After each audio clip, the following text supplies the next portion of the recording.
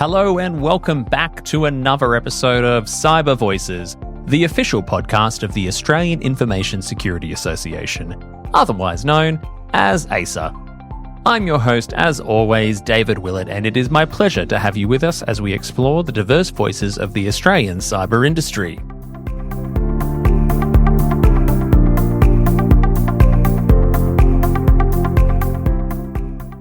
It's David Willett here. I'm here at SydneySEC 2025 in beautiful Sydney. Sitting across from me today in the podcasting booth at SydneySEC is Jessica Clarence, Assistant Director in the Government Uplift section of the Australian Signals Directorate. Jessica, welcome. Hello, nice to be here. Now, do you prefer Jessica or Jess? Jess is good. Jess is good. Jess is good. So tell me, Assistant Director in the Government Uplift section for ASD, what's all that about? So Government Uplift is one team within the massive apparatus that is ASD. If you could divide ASD effectively into two sides, so there's our high side capabilities, which is a core ASD, what we've been doing since World War II. We're on the other side of that. So we're in the Australian Cybersecurity Centre, a much newer capability that's existed, I think, since 2017. So it's much newer. But the point of the Australian Cybersecurity Centre is to provide cybersecurity advice. So it's what we call our sort of a low side capability. We're more internet connected. We speak to customers a lot more. We do have quite a few high side capabilities built into there. We enhance threat intelligence with high side information. But in any case, for my job, I'm in Government Uplift. So our point is to improve government cybersecurity resilience one step at a time. Even just a little bit. That's both at the federal level, state and territory level as well. Part of a broader branch called Cyber Uplift. So we have a team called Critical Infrastructure that is our sister team, does the same thing for CI. And then we also have a Cyber Hygiene Improvement Program. So that's an attack threat surface scanning team. So we'll work with like Home Affairs in particular to provide technical advice and input onto new policies or strategies, like a cybersecurity strategy being an example there. And so we'll provide that sort of technical advice and say, well, you've got this idea, good idea, but we've tried it before like 5 years ago and this was the issue, or not so good idea, or this is a great idea, this is how we can make it better, or this is how we can augment it with ASD capabilities, for example. I wanted to jump on to the presentation that you've come to SydneySEC to talk about, because I think there's probably some interesting things for our audience to take away. Implementing SIEM and SOAR platform guidance. So tell us a bit more about the presentation you've got at SydneySEC today, and why did you feel it was important to bring it to the event? Yeah, it's quite a technical and dry topic, to be fair.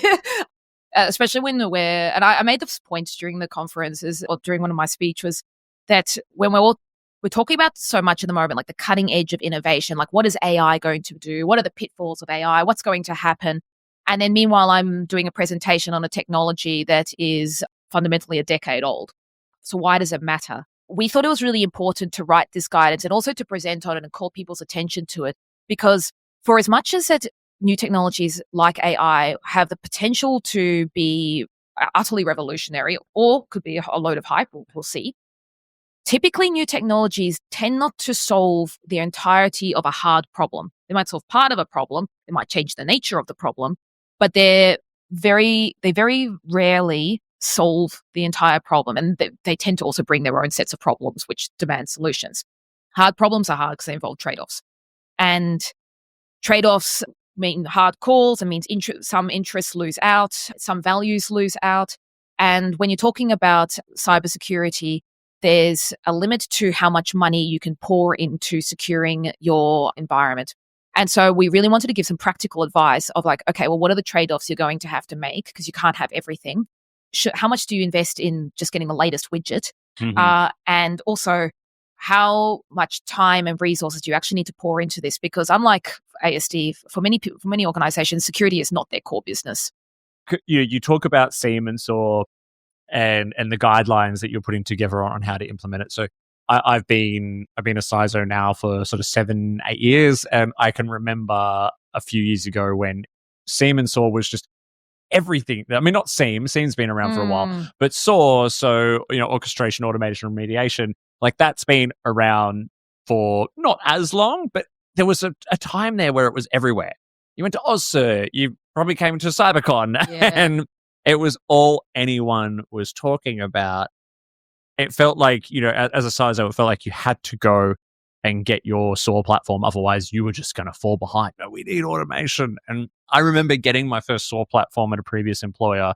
And I reckon we spent the better part of 2 years just getting it to, email like phishing use cases up and running. Yeah, but that was exactly it. And that stories played out so many different times where we've got to get the latest and greatest. This is a thing that we have to get. It's going to be a machine at the machine speed. We're going to stop all the threats immediately. Yep. And yet then you discover, okay, well, actually the type of skill sets you require in order to run this platform, it's not just like your normal day job. Like for some of our customers, they were saying they needed not only just like people who are skilled at automation and cybersecurity professionals who know what to automate, but you also needed to get your GRC people on board as well, because then you have this question of, well, should we be automating? And then all of that is to add on to the original problem with, if your SIEM is not functioning well, if it's not implemented well, then your SOAR is only just going to exacerbate those issues in your SIEM. You can't technology away the fundamental issue, which is that you need the time, you need the continuous investment, and you need the skills in order to implement your SIEM correctly.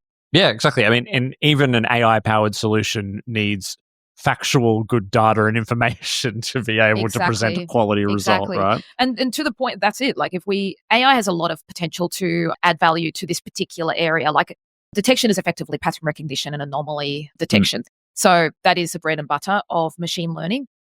But it will only solve part of the problem. And just getting a really, really good SIEM is not going to solve the issue if your agents have fallen over, if nobody's monitoring the screen, if you don't have any incident responders. It doesn't solve any of that. So you still have to address the hard problem of resourcing, money, and time. Yeah. So Project Shark Cage is what this is called. Where did that name come from? Yeah, that was the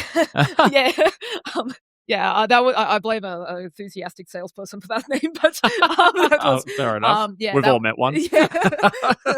Yeah, that was the project that we ran from 2023, and it's still technically still going till for another year.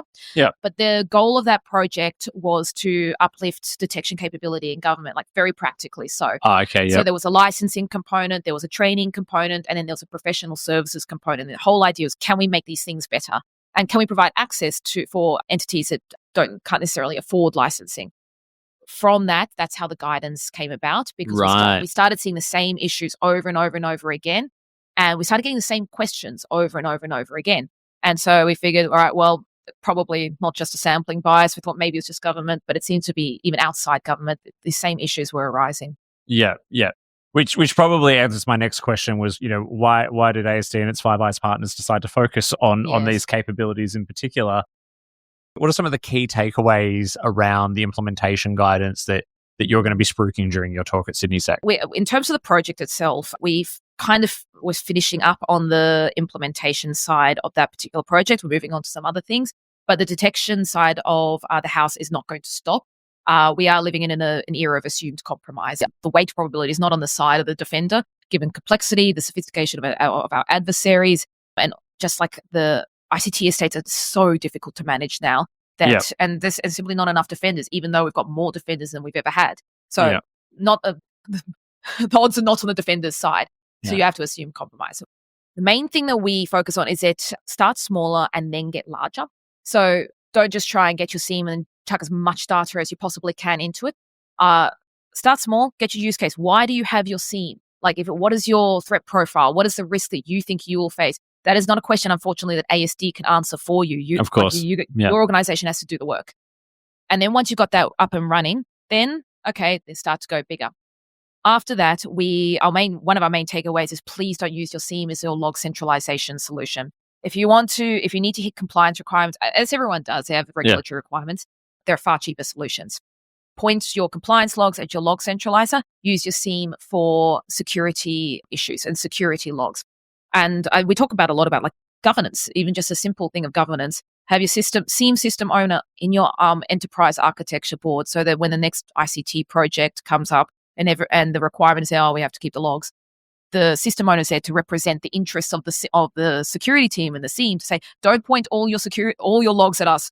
Security logs only. The rest of it can go in the log centralization solution. Yeah, and it's good to hear people are learning that message. I've worked places before where I've come in and they've gone, oh, that's just the rule, right? So projects and all that come to you and go, oh, it's on my project list to ship logs to the SIEM. And I'm like, well, why would I want them? But exactly. You've got this problem where you already have false positives, and then you have all this other trash that's coming into it, and then you're spending all your time managing the false positives. Then so how do you maintain the SIEM? How do you know if the SIEM's if an agent or a forwarder has fallen over? Are your alert rules even relevant anymore? And so you're not or are you even looking at the dashboards? You don't have time because you're too busy managing the false positives. Do you have time for training? So then do you even have the resources? So it's a multifaceted issue. And we try to address, I think, most aspects of that issue in the guidance, with one of the key things, which I think is it's a little controversial, but it's a key trade-off here. Do you bring your SIEM in-house or do you outsource? Because each of them has advantages and disadvantages and different costs attached to them. But there's no point saying like, oh, I can have all the things and have all the bells and whistles, but you don't have the people to back it up. Or you outsource, but you go to the cheapest possible company and you haven't researched if they're any good. And there's also the contract. There's a whole bunch of hidden costs, and you find actually you're paying to train all their staff, and you're also paying to run any queries. And also the licensing cost has gone up triple this year because we're after year one. So you have to look at all of that things. It's not a 1 year investment. It's a 5 year investment, a 10-year investment. And that's what you need to think about. It's funny, you're anticipating so many of my questions before I ask them. Sorry. No, because I was going to talk about, like, what do you say to people when you say insourcing versus outsourcing? And I don't think enough people realize, especially, I think when it, like, senior executives look at it and go like, oh, we should just outsource this and outsource the risk and all that. It's, well, actually, it doesn't rid you of all the work. Like, you still need to make sure that the SIEM is getting the right logs, and you need to work with the outsourcer to make sure that they're getting the visibility to monitor the things that are important to you. And I think at the end of the day, and I don't know if you would agree or disagree with this, from what you said, you may agree, but not everything can be important, right? You have to just start with the use cases that are going to get you the biggest bang for your buck, right? Like if it's just sort of your core network infrastructure, or if it's your web-facing apps or whatever it might be, right? Like start with like those key things so you can get those key use cases, align that to whatever threat is facing your industry or your type of organization, and just start and build. Yeah, pretty much. But again, that comes back to that trade-offs issue. Is it like you have a certain amount of money in your budget for security? What are your most high priority threats? What are your crown jewels? That's where you need to focus your efforts. And that's it. That is probably going to be an issue, because if compromise is inevitable, then you need to go and find out how it happened and what happened. And so that's why we do say that you should still be centralizing all that information, not on the SIEM, but centralize it. There are cheap ways to do it. You can have low fidelity but high volume logs, so that if your crown jewels do get compromised, at least then you can figure out how it happened. But if you need to focus your efforts, pick the things that matter most, the threats that matter most to you, and get that right. Then rather than have a sprawling empire of security products that no one quite knows what they all do or where they're all located and who's got the logins and how, and it's just more things to manage. Now, that's covering a lot of the SIEM side of things in terms of the guidance for when you start with a SIEM. Where does SOAR kind of come into that as well? Because do you kind of have to get one right before you can start on the journey with the other? Yeah, 100%. You need it. Like if your SIEM journey is not going well, the next step is not then get a SOAR. For once your SIEM is highly mature and your users know how to use it, or you've outsourced somewhere else. So I'm treating it as if we're in house at the moment. That's when you can start to look towards SOAR. The example that you give is, so there's a lot of advice being provided around geolocating. So if you're starting to see some user logging on at weird times from weird locations, then the rule you might say is, all right, we're going to quarantine every laptop that tries to log in at outside of business hours from locations outside of Australia. Okay, cool. Your CEO goes to do a presentation in London, and they try and log on at 2:00 in the morning Australia time. They find that their laptop's now been quarantined. They're not going to be very happy with that. And why? Because we've turned a very blunt rule. And your SIEM hasn't been tuned well enough. And so those same issues are going to just carry on to the SOAR. But the SOAR is so powerful that it's actually able to take these responsive actions that might be more destructive than helpful to you. So we very, very strongly advise, get your SIEM right, get your basics right, then start to look towards your bells and whistles of automated technology. I think a lot of people might think that they'll get a SOAR and they can be like, all right, cool, I've implemented that rule that'll isolate and reset someone's creds if they have suspicious activity, and then I can wash my hands and and walk away from that. But you still need a process for some of those things that you spoke about. The failure of many security projects is not thinking about the user experience or getting the users on board. And even as a security professional, I still get incredibly frustrated by certain security protocol. We have one.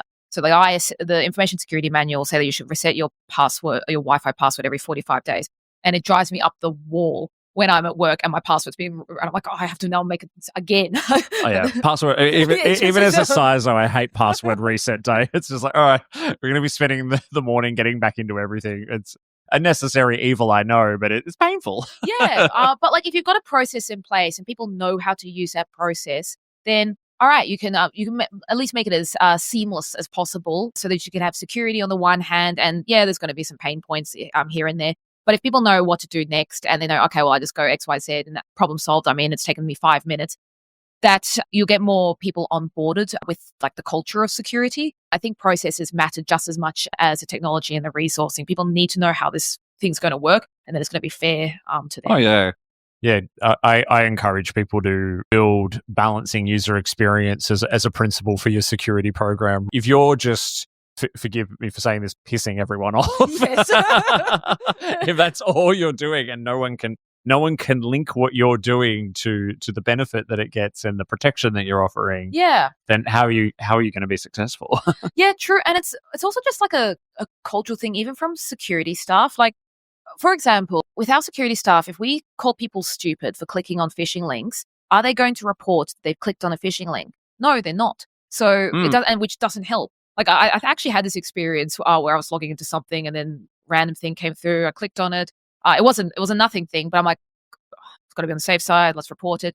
And the first thing that comes back to me is well, you've got to be more careful about clicking on phishing links. And you think, well, what if I just... I was just being careful. I was trying to be careful and I told you Yeah. about it, and maybe next time I won't report it. And that's kind of the issue. Then you end up with discouraging people from reporting the thing, or if you made a mistake, these things happen, report it quickly and do something about it.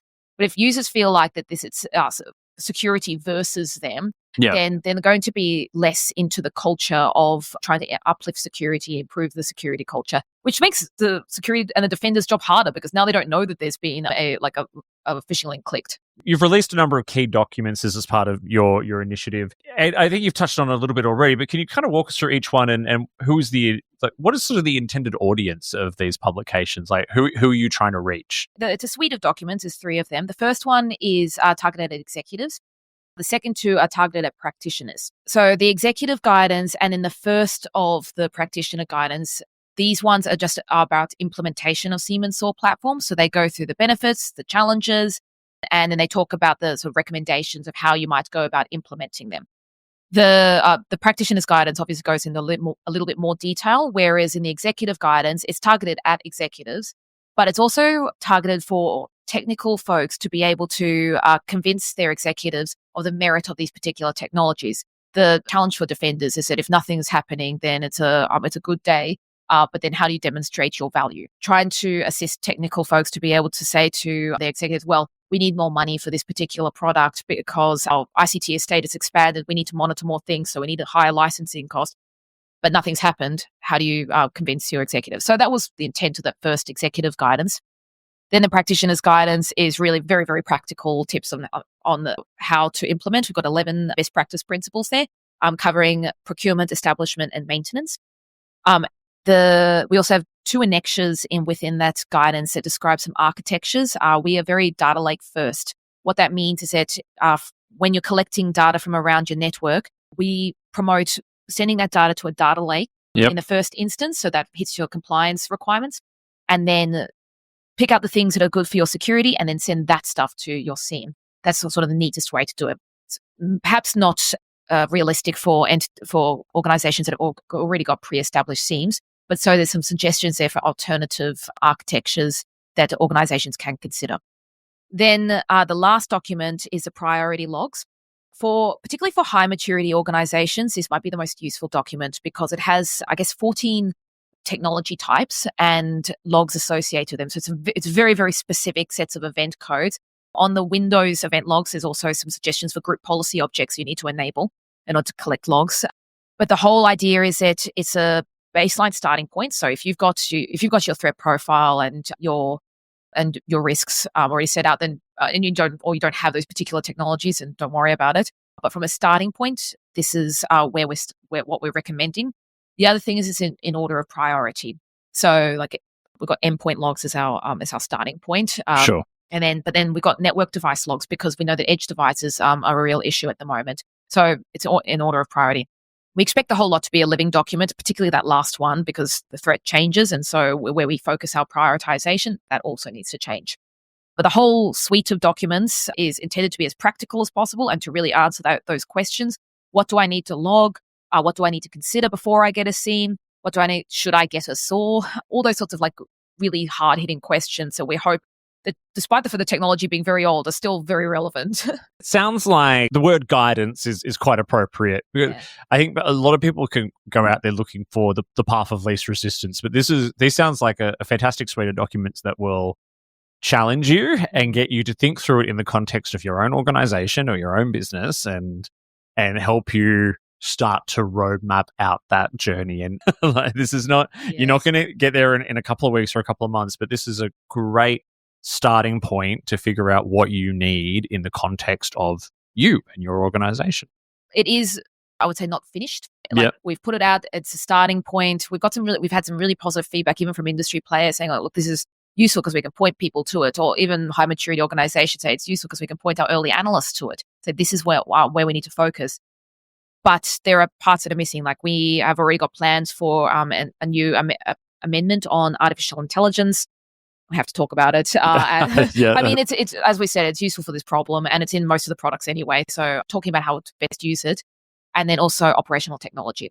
So those are two areas that we're looking at the moment. But we are encouraging vendors in particular, if they've got feedback, to please email us because we're happy to talk to them. We want to make this product as useful as possible. And I love the three layers of the guidance as well, from the executive down through to the practitioner, especially because I just think that we're here at SydneySEC today as a lot of cybersecurity professionals. We're all talking to each other about stuff that we know.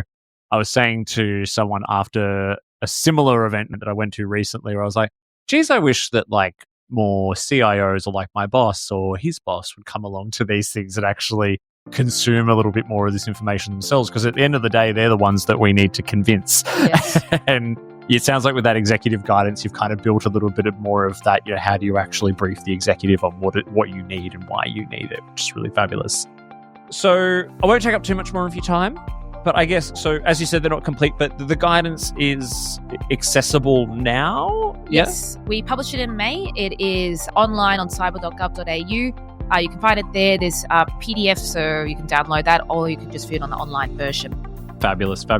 Well, we'll include links to that in the episode notes. So I'll let you get out and enjoy the rest of SydneySEC. Thank you so much for sharing your voice with us today. Thank you very much for having me here.